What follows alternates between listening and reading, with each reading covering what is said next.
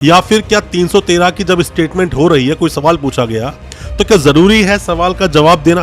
और 313 का मतलब ही दोस्तों क्या है? क्योंकि एविडेंस एक्ट का सेक्शन 3 आप जब पढ़ते हो तो वहां आपको काफी कुछ जानने को मिलता है कि क्यों ये सब्सटेंटिव पीस ऑफ एविडेंस नहीं है। दोस्तों, आपके 313 की स्टेटमेंट पर बहुत सारे सवाल थे हम लोगों से, कमेंट बॉक्स में बहुत सारे सवाल पूछे गए, साथ में व्हाट्सएप भी किया गया कि सर 313 की स्टेटमेंट क्या होती है, या फिर क्या होता है SA स्टेटमेंट ऑफ एक्यूज, किस स्टेज पर ट्रायल पर ये करवाई जाती है और इसकी क्या वैल्यू है। अगर हम कोर्ट के सामने कुछ भी बोल रहे हैं, कोर्ट हमसे कुछ सवाल पूछ रहा है और हमने जो भी कोई जवाब दिए, तो क्या वो हमारे अगेंस्ट भी इस्तेमाल किए जा सकते हैं?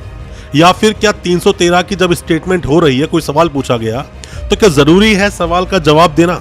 और 313 का मतलब ही दोस्तों क्या है? दोस्तों, जब पूरा ट्रायल चलता है ना, पूरे ट्रायल में सिर्फ एक ही ऐसा चांस मिलता है उस एक्यूज को जहां वो बता पाता है कि क्या हुआ उसके साथ और क्या क्या फैक्ट है जो कि उस केस में नहीं आ पाए। जब सवाल जवाब होता है, वो सवाल बनाए जाते हैं, जो भी कोई प्रोसिक्यूशन है सामने, जो आपके वकील साहब है, मतलब कि स्टेट के, वो भी है, जज साहब भी है, ये सब मिलकर एक पूरा क्वेश्चनियर बनाते हैं, पूरे सवाल लिखे होते हैं बहुत सारे और उनका जवाब देना होता है। 313 की स्टेटमेंट बहुत महत्वपूर्ण होती है वैसे देखा जाए तो। हालांकि बहुत सारे लोग जो क्रिमिनल प्रैक्टिस करते हैं वो इसको हल्के में भी लेते हैं, हल्के में लेना नहीं चाहिए इसको कभी भी, कई बार कन्विक्शन का यही एक कारण भी बन जाता है। आज मैं आपको बताऊंगा 313 CRPC क्या बोलता है, साथ में स्टेटमेंट ऑफ एक्यूज भी आप इसको बोल सकते हो, और साथ में ही ये भी बताऊंगा इसकी क्या वैल्यू है। ज्यादा कुछ जानने के लिए स्टेटमेंट ऑफ एक्यूज कब होती है, 313 CRPC क्या बोलता है, दोस्तों बने रहिए हमारे इस वीडियो के साथ। नमस्कार दोस्तों, फिर एक बार स्वागत करता हूं आप सभी का अपने इस YouTube चैनल पर जिसका नाम है बेल लॉज। मेरा नाम है वीरेंद्र। दोस्तों, 313 की स्टेटमेंट होती क्या है, पहले आप ये समझिए कि जब कोई ट्रायल चलता है, मतलब कोई भी केस किसी के अगेंस्ट दर्ज हो गया, जब कोई केस शुरू होता है सबसे पहले क्या होता है? पुलिस को कोई इन्फॉर्मेशन मिली, पुलिस ने कोई भी प्रिलिमिनरी कोई भी इंक्वायरी की, उसे लगा कि हाँ FIR बनती है, उसने FIR काट दी, FIR कर दी, उसको अरेस्ट कर लिया, अरेस्ट करने के बाद मजिस्ट्रेट साहब के सामने लेके रिमांड पे हुआ या फिर उनको जेल भेज दिया। पुलिस ने पूरी इन्वेस्टिगेशन करी, साथ में अपनी चार्जशीट जाकर लगा दी कोर्ट में। चार्जशीट लगने के बाद में जो भी कोई उन्होंने इन्वेस्टिगेशन की थी वो सब कुछ देखा जाता है कोर्ट में, चार्जशीट ले ली जाती है। उसके बाद आता है चार्जेस फ्रेम का नंबर। दोस्तों, जब भी चार्जेस फ्रेम का नंबर आता है किसी भी कोर्ट में, तो मेरा मानना है आपके वकील साहब को बहुत ही स्ट्रांगली बहस करनी चाहिए आपको डिस्चार्ज कराने के लिए। यही एक मौका मिलता है आपको जब आप चार्जेस पर डिस्चार्ज आप हो सकते हो।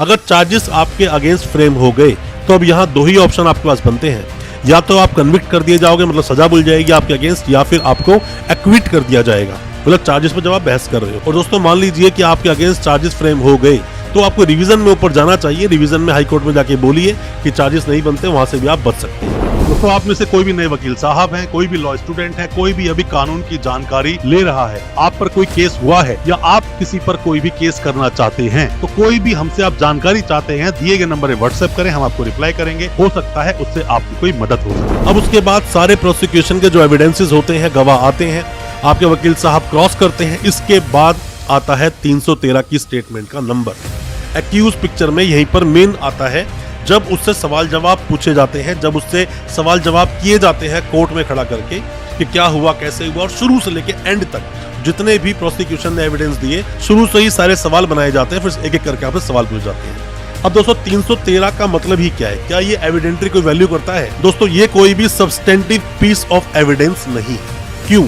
क्योंकि एविडेंस एक्ट का सेक्शन 3 आप जब पढ़ते हो तो वहां आपको काफी कुछ जानने को मिलता है कि क्यों ये सब्सटेंटिव पीस ऑफ एविडेंस नहीं है। दोस्तों, जब आप देखते हैं द इंडियन एविडेंस एक्ट जो 1872 का है, उसमें जब आप जाते हैं तो उसमें काफी कुछ चीजें लिखी हैं, जैसे फैक्ट लिखा है, रिलीवेंसी क्या क्या होगी क्या नहीं है, डॉक्यूमेंट कब एविडेंस बन जाते हैं, वो चीजों के बारे में मेंशन वहाँ पे है, एविडेंस क्या क्या है, कैसे प्रूव होंगे, कैसे डिसअप्रूव हो जाएंगे, क्या चीजें प्रूव नहीं मानी जाएगी, और भी बहुत सारी चीजें हालांकि उसमें बताई गई है। एविडेंस एक्ट का जो सेक्शन 3 बोलता है, वहां पर कोई भी इसकी एडमिसिबिलिटी नहीं होती 313 की, क्योंकि ये विदाउट ओथ लिया जाता है जो 313 की स्टेटमेंट होती है। 313 की स्टेटमेंट को समझने के लिए टोटल 5 पॉइंट्स हैं, इनको आपको समझना चाहिए। और दोस्तों, शुरू में ही अगर आप देखते हैं तो यहाँ पर लिखा हुआ इन एवरी इंक्वायरी और trial for the purpose of enabling the accused personally और explain any circumstances appearing in the evidence against him in the court. मतलब कोर्ट में बातें बताई जाती हैं, कोई भी सर्कमस्टेंशियल चीजें हुई हैं वो आप बताइए, काफी कुछ आपसे पूछा जाता है। अब इसके टोटल 5 पॉइंट्स है दोस्तों। 5 पॉइंट को समझने के लिए सबसे पहला पॉइंट आप समझिए, शुरुआत होती है मे से। मे क्या बोलता है? मे एट एनी स्टेज, किसी भी स्टेज पर। अभी 313 की बात नहीं हो रही है, किसी भी स्टेज पर विदाउट प्रीवियसली वार्निंग, बिना कोई पहले की वार्निंग दिए गए, क्योंकि 313 का तो आपको पता होता है कि ऐसे होने वाला है, स्टेटमेंट ऑफ एक्यूज होने वाला है। वो बोलता है कोई भी वार्निंग दिए बगैर the accused put such questions, उससे क्वेश्चंस पूछे जा सकते हैं किसी भी स्टेज पर। जज साहब उससे सवाल पूछ सकते हैं और कोर्ट में कंसिडर करेगा कि नेसेसरी है कि नहीं, और वो डिसाइड करेगा ये चीजें नेसेसरी थी कि नहीं। पर दूसरे में ऐसा नहीं है दोस्तों। जब आप बी में जाते हो, बी में दोस्तों क्या बोलता है, शेल आफ्टर द विटनेसेस, जब विटनेसेस पूरे हो गए, जब ये हम बोलते हैं कि पीई, मतलब पी का मतलब क्या होता है, पीई जब हम बोलते हैं कि कोई भी केस पीई पे लगा हुआ है, मतलब कि प्रोसिक्यूशन एविडेंस पे लगा हुआ है, तो वो क्या बोलता है उसके अंदर कि prosecution have been the examined, मतलब कि वो ये देखता है कि विटनेस को जो एग्जामिन कर लिया गया सबको, और बिफोर ही इज कॉल्ड। दोस्तों बी पॉइंट में आप मोटा मोटा ये समझ सकते हैं कि इसके अंदर क्या देखा जाता है कि प्रोसिक्यूशन ने सारे जो भी अपने गवाह थे सब वो ले आए हैं, आपने क्रॉस कर चुके हो, ये सब होने के बाद में जो 313 को बुलाया जाता है उसके लिए, ये सब कोर्ट पहले देख लेता है कि सभी जो गवाह है वो आ चुके हैं, उसके बाद ही 313 करवाया जाता है, और विदाउट ओथ। आप जब इसमें सेक्शन 2 में आते हैं इसी के, दोस्तों ये जो 2 पॉइंट थे वो सेक्शन 1 के, मतलब 313 का जो सबसेक्शन 1 बनता है उसमें 2 बातें बोली गई। बट जब आप दूसरे पॉइंट में जाते हो वहां पर लिखा हुआ है सेक्शन 2 दोस्तों बोलता है no oath shall be administered to the accused, मतलब कि किसी भी एक्यूज से कोई ऐसी कस्में जो खिलाई जाती है कोर्ट में, आपने फिल्मों में देखा होगा कि मैं गीता पे आता है कसम खाता हूँ, ऐसे भी कुछ ओथ होती है, वो ओथ नहीं माना जाएगा किसी भी तरह से इसमें। और ऐसा भी नहीं है कि जो भी कुछ बातें वो बोल रहा है उसमें वो चीजें उसके अगेंस्ट हो जाए। तीसरे पॉइंट में बोलता है कि कोई भी चीजें जो उसने वहां बोली है उसके अगेंस्ट कोई भी एविडेंस के तरीके से इस्तेमाल नहीं की जाएगी, और साथ में ही कोई भी अगर आंसर अगर वो ना देना चाहे, कोई भी एक्यूज, कोई सवाल उससे पूछा गया वो उसका जवाब नहीं देना चाहता, तो उसको भी उसके लिए बाउंड नहीं है वो। कोई भी फॉल्स आंसर भी अगर उसने दे दिया तो उसके लिए भी उस पर कोई एक्शन नहीं किया जाएगा। इसका सेक्शन जो 4 आता है वो समझने का डिटेल में समझाऊंगा, आपको कभी टाइम लगेगा।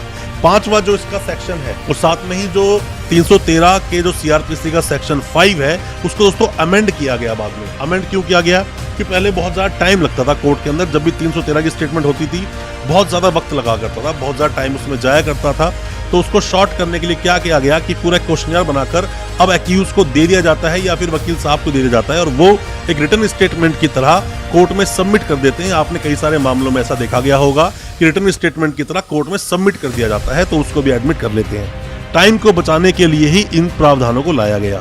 313 में टोटल 5 चीजें हैं, मतलब कि 313 का जो सेक्शन जो है सीआरपीसी का, इसमें जो स्टेटमेंट ऑफ एक्यूज जो होती है, जिसमें कि सवाल जवाब होते हैं एक्यूज के साथ में, कोर्ट सवाल जवाब करता है, मतलब सवाल जवाब पहले से बनाए रखे होते हैं।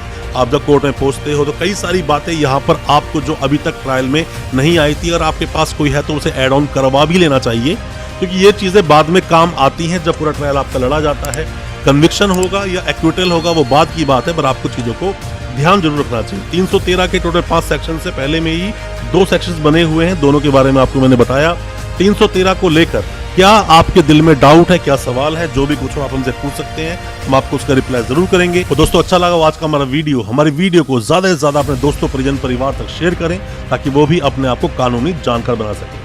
अच्छा लगा आज का वीडियो, चैनल को सब्सक्राइब करना बिल्कुल ना भूलें, साथ में लगा बेल आइकन जरूर दबा दें ताकि इसी तरह की लीगल अवेयरनेस की वीडियोस जो आपके लेकर आते हैं वो आप तक पहुंच सके सबसे पहले। बहुत बहुत शुक्रिया, धन्यवाद हमारी इस वीडियो के साथ बने रहने।